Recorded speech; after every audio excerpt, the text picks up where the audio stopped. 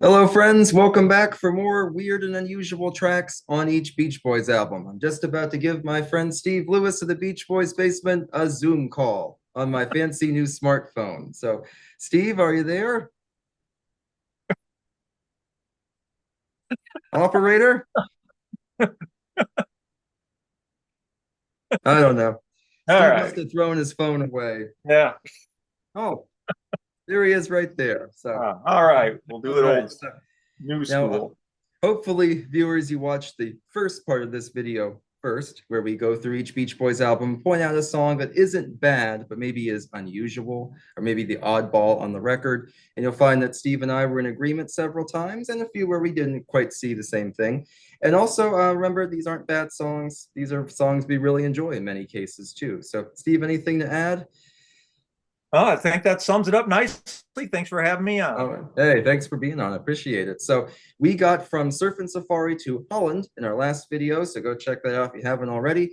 We're going to pick things up with the Beach Boys' big revival in 1976, little album called 15 Big Ones. Steve, what do you got for me? The weirdest one. This is a tough one because can't throw out the originals. Um, and the cover versions, none of them like stand out as being unusual choices. I might go with, well, now see, I was going to say Talk to Me, but that to me that's the weakest. It's not the worst. Or not That's the the one not, I not picked. yeah, that it's not the oddball. Back Home Oh, might be the odd one. As much as I love it, Back Home might be the odd one on this okay, one. which that had been a song they'd been tinkering with for over a decade, so that makes sense. But I picked Talk to Me, but I picked it not for the song Talk to Me. Do you remember what's inside Talk to Me on the Oh album? the Yeah, the Tallahassee Lassie bit. Tallahassee Lassie. Which I couldn't think of which the name of it. Yeah, comes out of nowhere, and someone called it the right. biggest jump scare on a Beach Boys album, and all of a sudden That's you just a, start hearing all the that's a guitars great and description. Yeah, I think that's why stuff. that one stands out to me. Is it just So bam? I know, and it's not hinted at all on the sleeve. It doesn't Yeah, say like talk to me slash Tallahassee Lassie. I don't know why they just didn't do Tallahassee Lassie. I'm yeah, assuming or maybe they did and just used part of it, but that to me has always stood out as such a weird thing on this record. So yeah. if it That is hadn't very been weird. yeah, if it hadn't been the medley, I don't think it would have been that weird if they'd just done talk to me. Right, All right. right.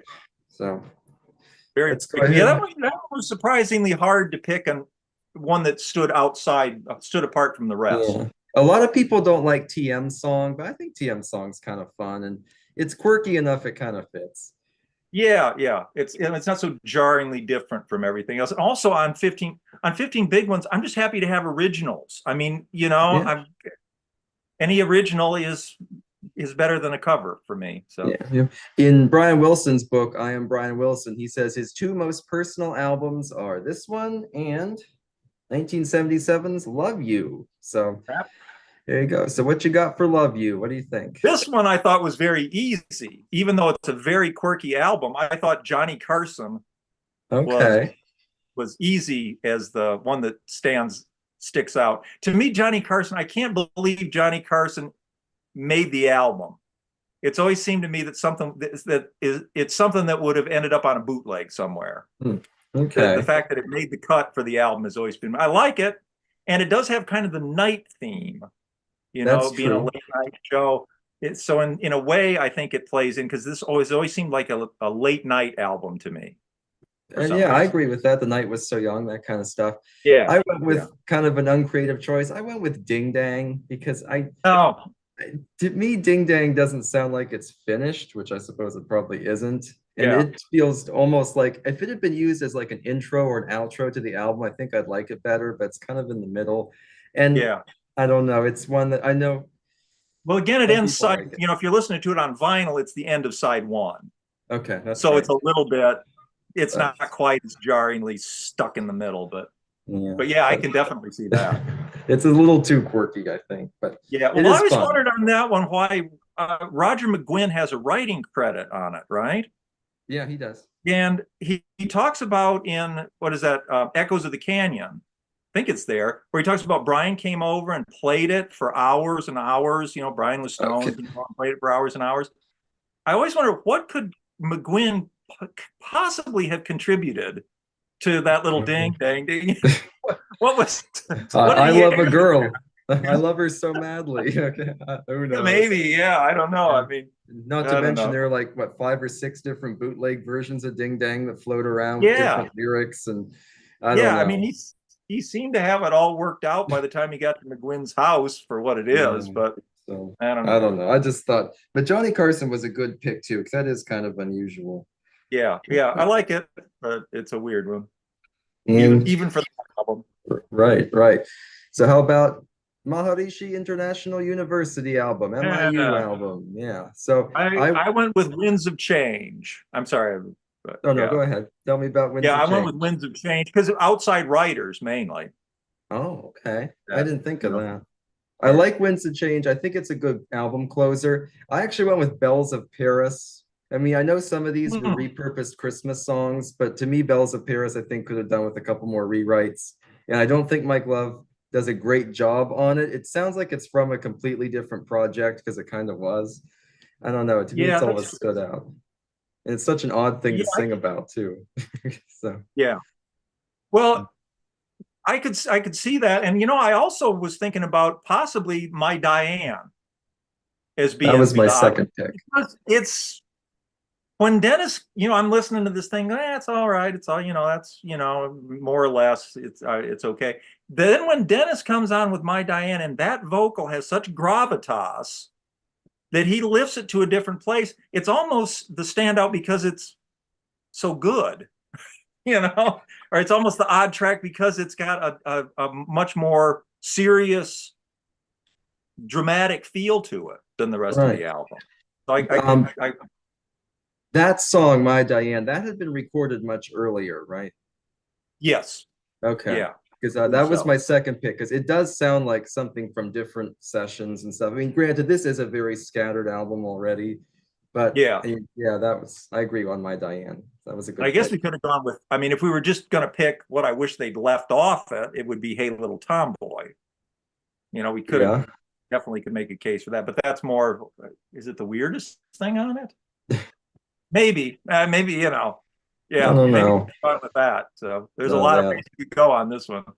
And then And people hate Winds of Change. I don't think it's that's another one that just people just go berserk about Winds of Change. I like it personally, but yeah, I do too. I really enjoy it. So, yeah, and since we're on MIU album, can't have that without LA Light album. Brought my 8-track out.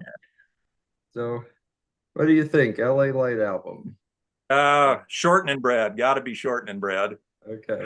That was my second choice. My top choice, I'll give you a hint. It's 11 minutes long, roughly. Oh yeah, that doesn't fit. Yeah, you're right. Yeah, if You're they right. had used like the 3 minute or 4 minute mix of Here Comes the Night, I don't really think it would matter. But today, this whole Yeah. album is remembered just because it has this 11, 12 minute long wacky disco song that has no reason to be that long, or really no reason to even be there.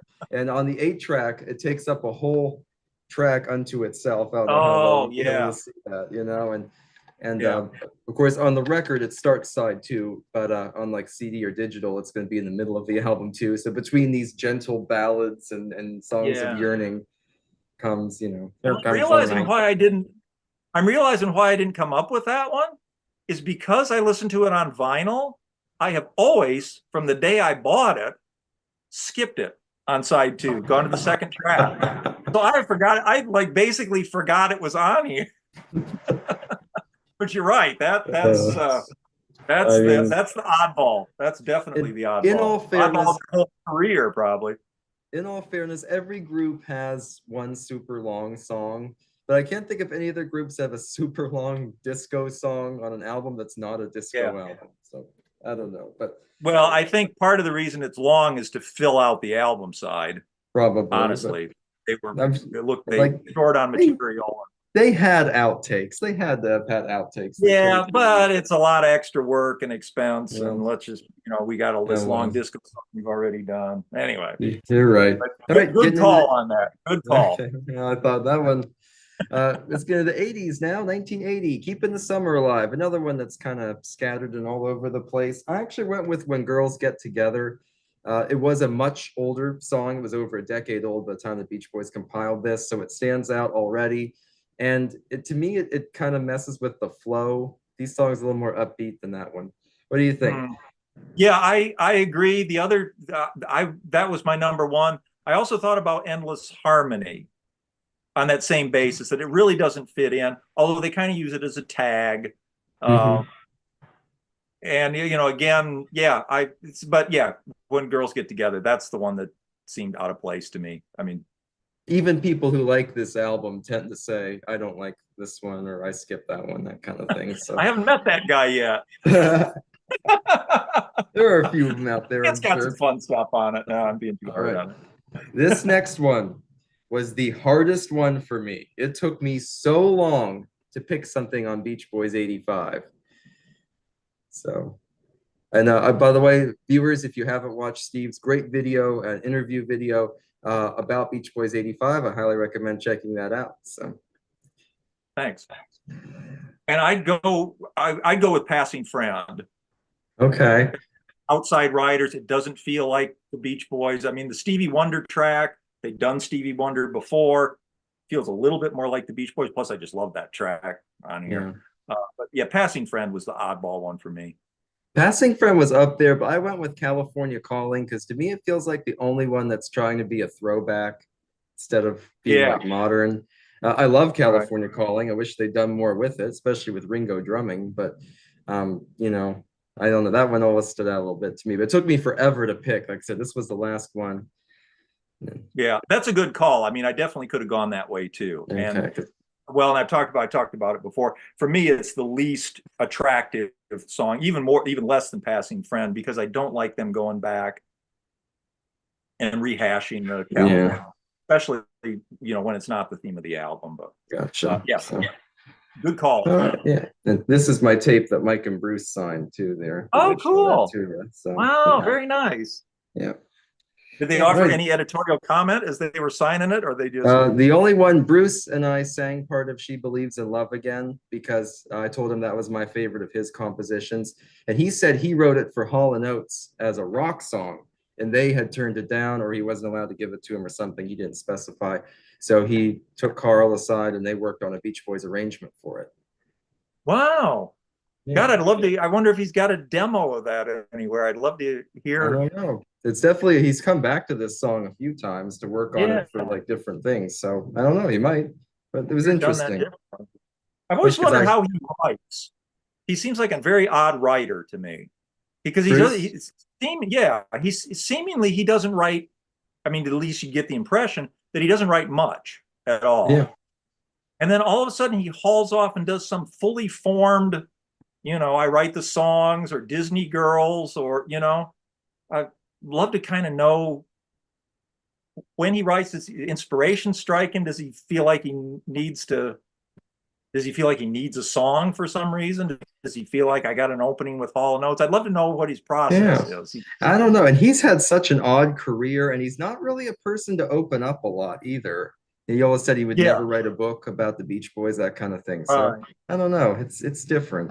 It's a good question. well, and the other thing too with him is, though he is very guarded, he's very negative. I think he's much harder on his own work and on the Beach Boys' work than he needs to be. He's like, oh, that was terrible. That record never should have come out. Oh, the mix is wrong on this. Or, he always seems to be overly critical of his own work.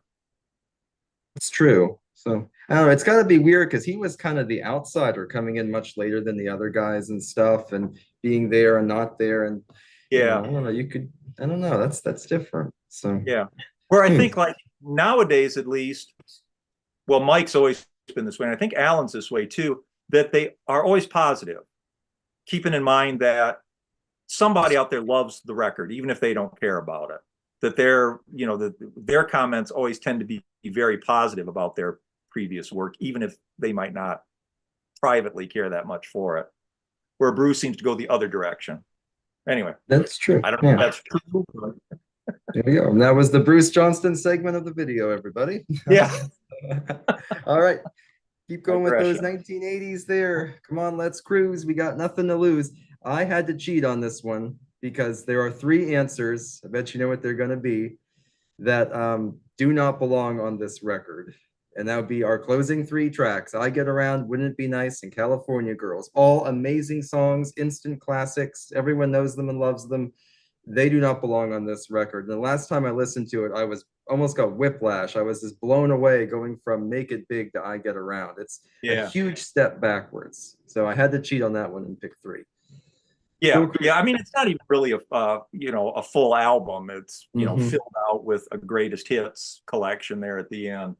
And because I was only going to pick one, I went with Wipeout because it's not from a movie, I believe. Right. I mean, it's yeah. So, the other ones, at least they claim, those last three, surely they were used in movies and they, mentioned that. But I went with Wipeout on the basis that it's not a movie song. And that's true. Actually, I wrote Wipeout as my next pick. It's such a weird track, and I get why they did it. It's very much of its time, and I think you can have fun with it. But yeah, this definitely, despite being a big hit, it isn't going to pop up on any greatest hits packages. I think it's a little too weird for the average consumer. Yeah, yeah, that's another one you get a lot of vehement reaction to, and I guess I can kind of understand. I mean, I don't mind it, but I can understand people not. Get to the 90s and everybody's favorite, of course. Can't wait till summer. It's going to be a summer of love. 90s, so I'm on CD now. Hold up the British one there too, just in case. All right, Summer in Paradise. What do you think? Well, I didn't go back and listen to it again to pick one out, so I'm not that dedicated. I mean, it's got some nice moments on it. Oh yeah.